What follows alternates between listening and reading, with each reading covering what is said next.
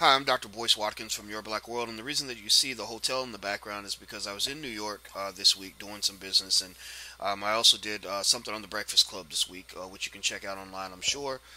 Just so you know, they aired 30 minutes of the 1 hour interview, and a lot of what was taken out of the interview was the black people stuff. But you know what? I understand why they did it. Sometimes mainstream media is not quite ready for uh, the blackest part of who I am, but I'm not going to shut that down for anything. So if you want to see the rest of me, if you want to see the black people stuff, just come to my YouTube channel, and I will always tell you what I think.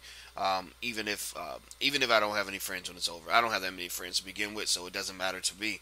Now, here's something I want to tell you that that really bothered me, that really got on my nerves, that really annoyed me. I saw this while I was in New York, and I was excited because here I am about to go to the Financial History Museum because I really, I'm a finance professor, so I'm fascinated with the building of wealth. That's what we do on financialjuneteenth.com, and I see this story somebody forwards me where this one of these kids from the SAE fraternity, SAE Sigma Alpha Epsilon. I'm not Greek, so it takes me a second to translate.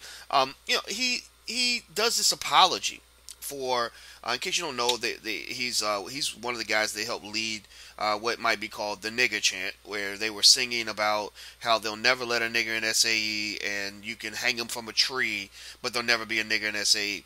And I saw this apology, which it is what it is. I'm not going to say if he was sincere or not. I don't know. I don't know this guy. All I know about him is that he was singing about hanging niggas from trees. So maybe he's transformed. Maybe he's a whole different person now. Maybe he's seen the light. Maybe Jesus came to him in the middle of the night and said, "You shouldn't say that about black people," and now he's a better person. I have no clue. But here's the funny thing to me. When the guy's apologizing, Mr. Pettit, he's standing there with a group of backup singers, that are all black. You got all these Negroes behind him, all these black people behind him, signing off and co-signing on this guy's apology, as if somehow the visual of this guy being surrounded by all these black people will make him more acceptable to those of us who don't think it's okay to sing about hanging from black people from trees. I don't know where these people came from. I don't know who they are. Apparently, many of them don't know English because they didn't say a word, but they were just there, just sitting there and supporting him and nodding when he spoke. And it really bothered me. I mean, it was such a plantation image that it really, really almost made me want to throw up on my computer screen because I've never really seen such a blatant display of ignorance and embarrassment, really. If from what I understand, the Black Student Union at the university had their own plans, and there were people that kind of undermined some of this so they can do this very staged, very contrived, very artificial, display of really nonsensical, non-substantive racial harmony, where somehow because this kid got caught, it's okay. He's now a good person because we're co-signing for him. We're standing next to him, and I think part of it does allude to the fact that all black people are not going to be on the same page. You're going to have some black people that will just forgive you for anything. He could have thrown a line of the song saying we should molest black babies too, and they would have forgave him as well. I don't know what's going on. I think that there should be people should really investigate and dig around to find out if these Negroes were bought and paid for. Where did the influence come to get all these people? I mean, literally, this band of Negroes, all these backup singers, to come and sit next to this guy while he's making his apology. Why is he not man enough to just stand in front of the camera by himself, maybe with his parents, or maybe with his fellow fraternity members, or something like that, and make the apology? Stand on your own 2 feet. Don't use this cosmetic racial harmony to somehow strengthen and bolster your position. Understand this too. This is really for the black people standing behind them. I don't know if they were bought and paid for civil rights leaders, because the NAACP, for example, many of their leaders will forgive you for anything that you do as long as you make a nice enough donation or you give them some money.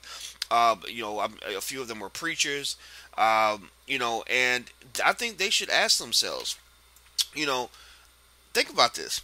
This guy just a couple weeks ago was singing a song in which he was endorsing discrimination, rampant, consistent, persistent discrimination in terms of keeping black people out of their fraternity forever. There will never be a nigger in SAE. Those are the words they use. So and think about this. These are the young white males. Many of the SAE fraternity members are wealthy, wealthy white kids. These are the white males who are going to be judges in the courtroom when your son goes to trial. They will be sending your son to prison for life. These will be managers who are hiring at corporations where your children will try to get jobs and they will tell them no because there will never be a nigger in my company. These are the people that are going to be running your society in a multitude of ways. These are the future politicians that are going to be making decisions about mass incarceration on Capitol Hill. And you're letting him wash away all his sins so that he can get back into the mainstream and live a normal life and go on and become a judge or a manager or a prosecutor or something in society that gives him that dignity and power that his father has.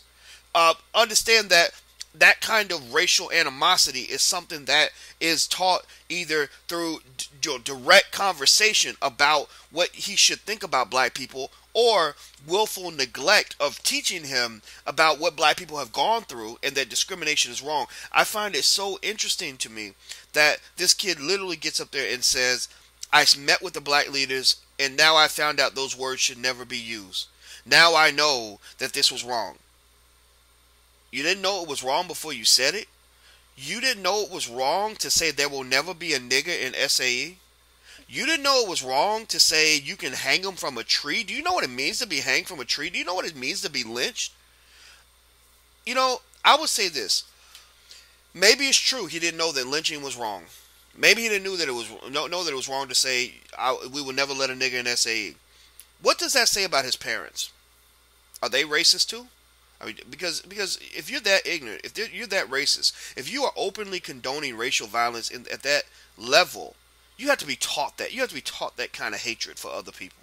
Hating somebody just because of the color of their skin. And if this kid had not got caught, they would have kept on singing that song. They would have kept on believing those philosophies. They would have kept on acting them out in their everyday life. And they would continue that down the path to the point where they are discriminating against people their entire lives and affecting people's lives in horrible ways because we give power to people like that. We give power to privileged white boys who don't give a damn about anybody but themselves, who have no respect for black people. And it bothers me. It really bothers me.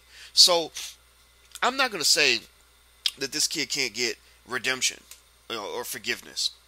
I say, yeah, forgive him, but here's the condition of forgiveness. The condition of forgiveness is nothing changes. That means that if you are expelled from school, you're not getting back in. That means that if you are dealing with some other form of punishment for what you did, that punishment does not change one bit. Because here's the thing, what people do is they'll ask you for forgiveness so that you will reduce their penalty. There's a reward that they're expecting for apologizing for what they did. Just like Don Imus asked Al Sharpton and Jesse Jackson for forgiveness for the nappy-headed hoe comment so that he could be free to go back on the air. That's why people ask for forgiveness. That's why they apologize. They don't do it simply for the merits of being a good person. So I would say let him prove that he's a good person. Fine, okay. You know what? You apologize. Okay, maybe we'll forgive you. But if one thing changes after that, then everything you said is null and void. It means nothing to us. So I'm not saying that every black person has to be on the same page on this. There are going to be people that are being taken care of. Maybe people that are a little bit corrupt. Maybe people that just have belief systems that don't make any sense. I don't know. But I encourage the students on that campus, the Black Student Union, to follow through on what you do. And understand that every black person is not your friend. I encourage you, hold your own press conference and say, we do not condone it, nor do we support what happened on this screen. This thing on MSNBC is an abomination. It's an embarrassment. It undermines everything we stand for and what we represent. These people have nothing to do with us. I think that that's very important. I think that those other voices have to be heard, because I would just say that that image that I saw in that apology, it was the biggest shit show I've ever seen in my life.